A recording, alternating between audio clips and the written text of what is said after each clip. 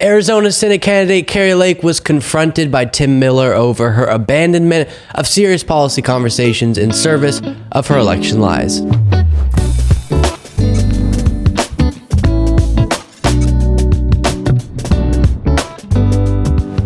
This is such a fascinating video I have to play for you. Tim Miller, who is a Republican but an outspoken critic of Donald Trump, was in a room with Kari Lake. And Tim Miller, by the way, is also a writer for The Bulwark and does some other things, podcasts, appears on MSNBC. And I have to be honest, I was trying to figure out why they were in the same room together, because they aren't sitting down for a formal interview, but it does look like there's a set behind them, but it's being recorded in sort of this on-the-go fashion. So I don't know if they're both in the same place for different interviews and they start debating or what, but it yielded a fantastic couple of minutes. So Tim Miller brings up just a perfect point that applies to MAGA leaders in a massive way, which is if you actually cared about all these issues that you pretend to, and the example he uses is fentanyl deaths, which is a huge problem, then you wouldn't be making a priority your lies about the election. People like Kari Lake don't actually think elections are being stolen from Republicans and Trump actually won and she actually won and she should be governor right now. But she chooses to perpetuate those lies. And all of the time she spends doing so is evidence of her lack of a commitment to actually solving real issues like fentanyl entering the country. Now, it would also be helpful if people like her would be honest about the problem with fentanyl, which is primarily illegal ports of entry and U.S. citizens, but we don't have to get into that whole conversation.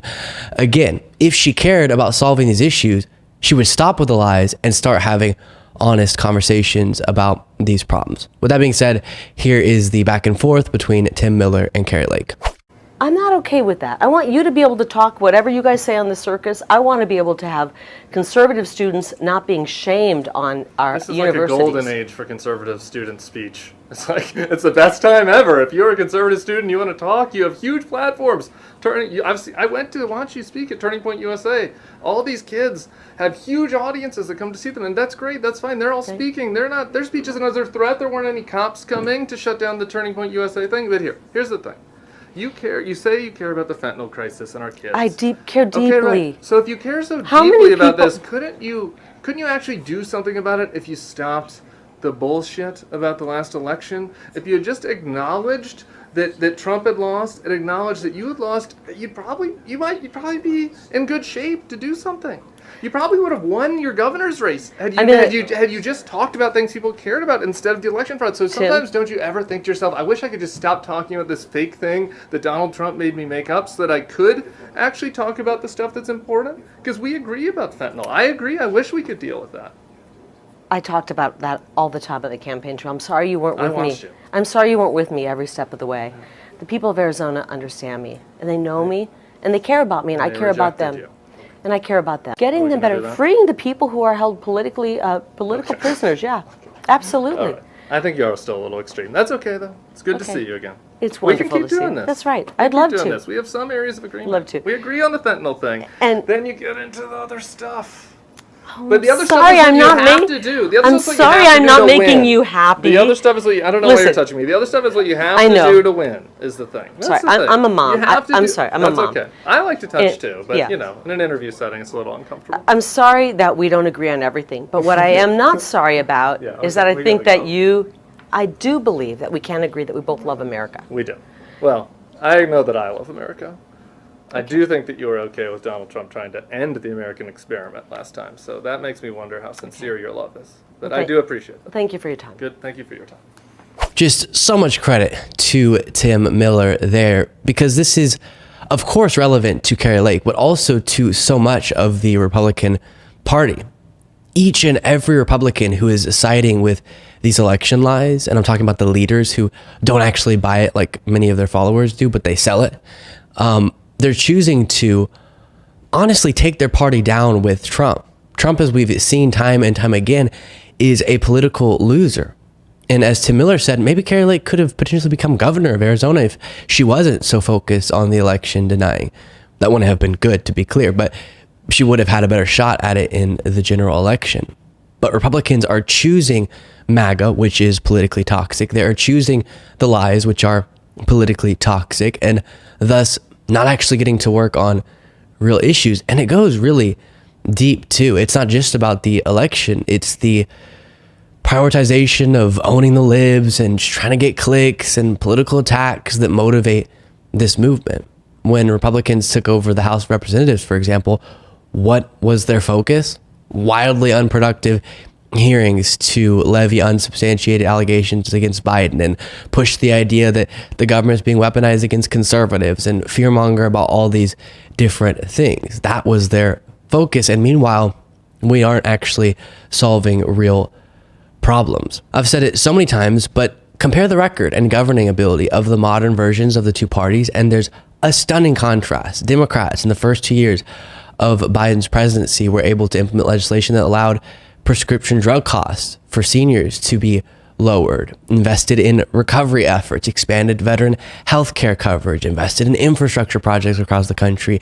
Meanwhile, Biden's administration strengthening protections for unions and so many different things. Even if you disagree with the policies of Biden and the Democrats, you kind of have to be dishonest to pretend like the conversation during that time wasn't heavily about policy and attempted solutions to problems. For example, the conflict within the Democratic Party was over certain senators not being on board with things like paid family leave and a raised minimum wage. Those are the sorts of conversations we should be having, not whatever the heck has been going on since Republicans took over the House. Again, political stunt hearings that improve no one's life and chaos every few weeks over either the debt ceiling, the Speaker of the House, or a government shutdown looming. And all of that is a symptom of the same problem that Tim Miller is calling out Kari Lake for. Put short, it's choosing MAGA over policy. That's it. And I wish we could get back to disagreeing aggressively still, but on a policy. At least talking about a disagreement over which solution is best to a given problem. But now we're disagreeing over basic facts of reality. We're disagreeing over whether or not the sky is blue.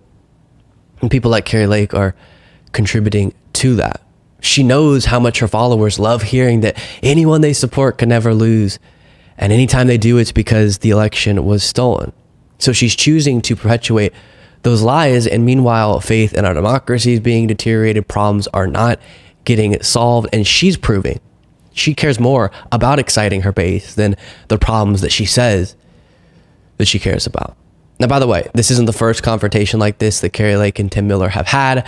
I'm pretty sure this clip comes from CPAC back in March of 2023, where Tim Miller got into another back and forth with Kari Lake. Haley and Pompeo in there saying that we've lost 3 straight elections, that it's time to change the strategy, maybe appeal out to more moderate voters. You just lost an election. What say you to that? Well, they like to say we lost elections. We're having corrupt, stolen elections, okay? We're having corrupt, stolen elections. President Trump won that election in 2020. He did. There was corruption. I know you don't believe it and you don't want to look at it. And they stole the election from me, and you guys have But don't you think you really lost the election because you didn't reach out to the McCain voters, the Flake voters? You told the McCain voters to get out of the room. No, I didn't. And you campaigned hard MAGA. That's fake news. I went to your last event. It was Steve Bannon. It was all these guys. It was hard MAGA. You weren't appealing to my people. You weren't appealing to moderate Republicans. Maybe you would have won if you would have done that. May I have a word? Do you want me to interview you? That's what I'm asking. You seem to be doing all the talking. No, that's the question. It was a year before the election when I had a financial nuclear bomb dropped on me by a McCain Republican. She dropped $30 million in attack ads. We were joking around. I said, we have McCain Republicans or America First Republicans in here? And I brought the establishment together. Let me finish. I brought the establishment together. Unfortunately, a few of them didn't come over, and they rigged the election. I know you don't believe it. You refuse to look at the evidence, okay? I do look at the evidence. No, I was at your campaign rally 3 days before the election. You didn't have McCain's there. You didn't have the Duceys there. They were welcome there. I actually reached out to Ducey, and I reached out to all of those people. They didn't want to come around. I can't help it, but what I do have are independents and Democrats. How old are you? I'm 41. You're 41, and you dress like a 13-year-old. Oh, Kari, come on. We shouldn't end on that. It's honestly so fascinating, the sort of plug your ears, close your eyes, la la la thing that MAGA Republicans are doing. Because Kari Lake can deny it all she wants, but we've looked at the campaign moments in the past that Tim Miller's referencing, where Lake is openly degrading John McCain Republicans. And when you get down to it, Kari Lake lost because she came off too radical to too many within her party. Too many Republicans and independents couldn't vote for her because of all of her election denying and radical rhetoric. And the fact that she refuses to accept that is pretty wild. It's honestly the saddest thing in the world, all these Republicans who are crafting these complex fairy tales about stolen elections because they just can't accept that the electorate's fed up with their nonsense. Instead of adjusting and moderating like sometimes you got to do in politics, they just comfort themselves with sweet little lies. I said in a past video that Republicans are just not learning their electoral lesson on two issues, MAGA and abortion rights. Just like how Kari Lake is going, no, the moderate Republicans loved me and I did nothing to scare them away. So many Republicans are going, no, our stance on abortion's fine and America loves it. As a reminder, just last Tuesday, they lost resoundingly in multiple states on the issue of abortion again. And still the head of the RNC, Ronna McDaniel, is saying this. This isn't true. Listen, I'm proud to be a pro-life party, but we can win on this message. The American people are where we are, and they want common sense limitations. They want more access to adoption. We want to make sure that there's pregnancy crisis centers. These are things we can win on, but we have to talk about it, and you can't hide in a corner and think abortion's not going to be an issue. Oh, Ronna.